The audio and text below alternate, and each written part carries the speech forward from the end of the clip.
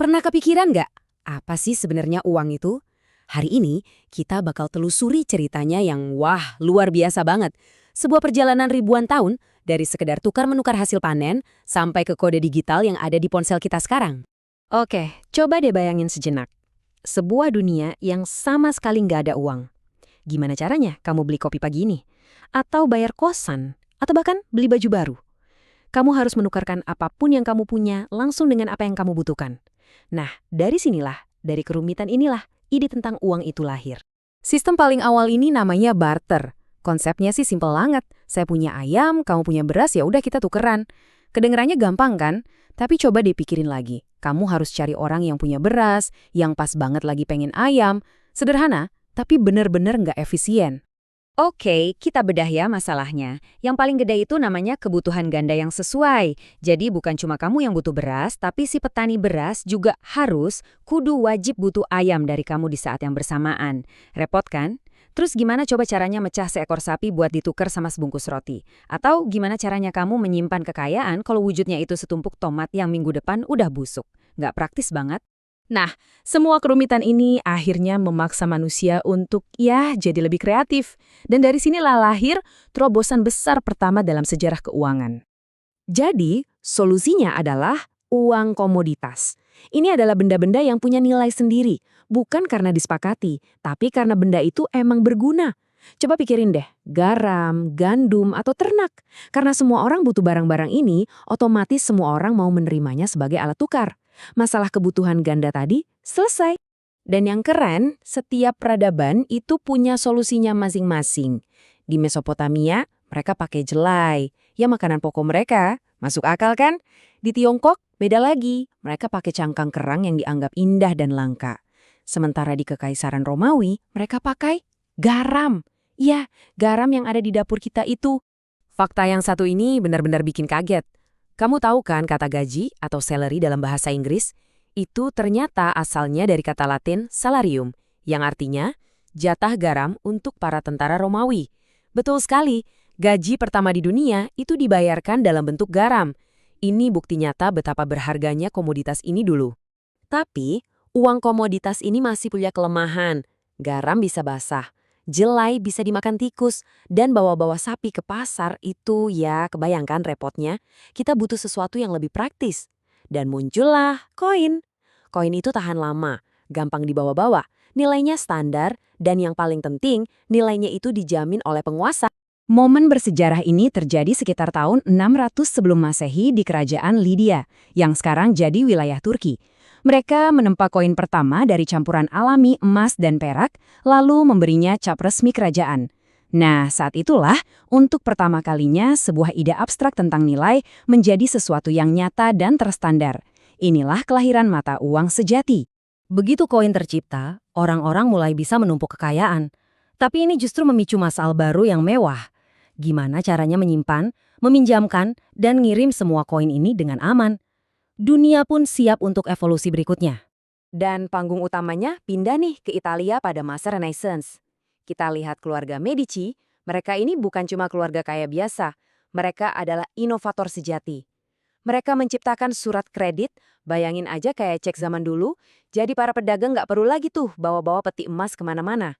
Dan yang paling revolusioner, mereka menyempurnakan pembukuan berpasangan, sistem untuk melacak untung dan rugi yang, coba tebak, masih kita gunakan di seluruh dunia sampai hari ini. Seiring perdagangan yang makin meluas antar benua, bawa-bawa peti berisi koin emas jadi sangat berbahaya dan gak praktis. Bayangin aja risikonya dirampok di tengah jalan. Kebutuhan mendesak ini mendorong lahirnya sebuah abstraksi berikutnya, mengubah nilai logam yang berat menjadi selembar kertas yang ringan. Dan siapa yang jadi pelopornya? Jawabannya, Tiongkok, ratusan tahun sebelum Eropa. Waktu penjelajah kayak Marco Polo sampai di sana, dia benar-benar shock. Dia lihat orang-orang dengan santainya menukar selembar kertas bergambar dengan barang-barang berharga. Buat dia, ini kayak sihir. Sesuatu yang nggak pernah terpikirkan sebelumnya. Tapi gimana caranya bikin orang Eropa percaya sama secari kertas ini? Kuncinya cuma satu, jaminan. Inilah ide di balik standar emas. Intinya, setiap lembar uang kertas yang kamu pegang itu sebenarnya cuma sebuah surat utang dari pemerintah. Sebuah janji bahwa kamu bisa datang ke bank kapan saja dan menukarnya dengan emas sungguhan. Sistem ini memang bikin ekonomi stabil, tapi di sisi lain jadi sangat kaku. Waktu terjadi krisis ekonomi, pemerintah nggak bisa gitu aja mencetak lebih banyak uang untuk mendorong perekonomian. Ini yang akhirnya membawa kita ke sistem yang kita pakai sekarang, uang fiat. Nilainya nggak lagi diikat sama emas, tapi murni berdasarkan kepercayaan kita semua pada pemerintah yang menerbitkannya. Ini ngasih fleksibilitas luar biasa, tapi juga membuka pintu bagi risiko inflasi yang besar. Dan semua itu berubah total di satu tanggal krusial, tahun 1971. Saat itu, Amerika Serikat secara resmi memutus hubungan antara dolar dan emas. Dan seluruh dunia pun mengikutinya. Sejak detik itu, kita resmi memasuki era modern uang fiat seperti yang kita kenal sekarang. Nah, dari sini, evolusi uang nggak lagi berjalan, tapi lari.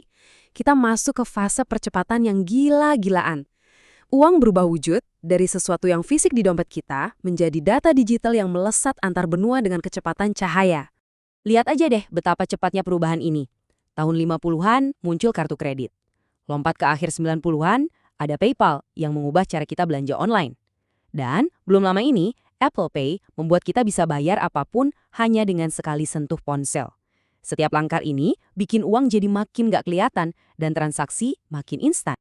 Dan ini membawa kita ke garis depan, ke masa sekarang. Di mana uang bukan lagi soal logam, bukan lagi soal kertas, bahkan bukan cuma angka di layar bank. Sekarang ini tentang kode. Inilah dunia mata uang kripto seperti Bitcoin. Secara fundamental, ini adalah evolusi berikutnya. Kenapa? Karena sifatnya yang terdesentralisasi. Artinya, nggak ada satupun bank sentral atau pemerintah yang mengendalikannya. Ini adalah sistem keuangan peer-to-peer, dari orang ke orang, yang diamankan oleh teknologi kriptografi yang super canggih. Tapi, ya tentu aja, perjalanannya nggak mulus. Ada tantangan-tantangan besar di depan.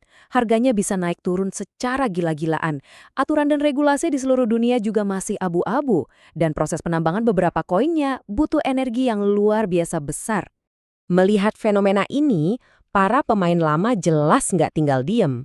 Bank-bank sentral di seluruh dunia sekarang lagi berlomba mengembangkan mata uang mereka sendiri versi digital yang disebut CBDC.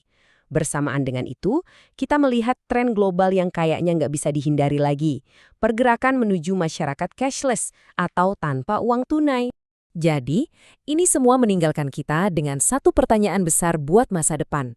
Apakah revolusi kripto ini sebuah perubahan fundamental yang sama besarnya dengan penemuan koin ribuan tahun lalu? Atau ini cuma sekedar babak baru yang seru dalam kisah panjang evolusi uang yang akan terus berlanjut? Cuma waktu yang bisa menjawabnya.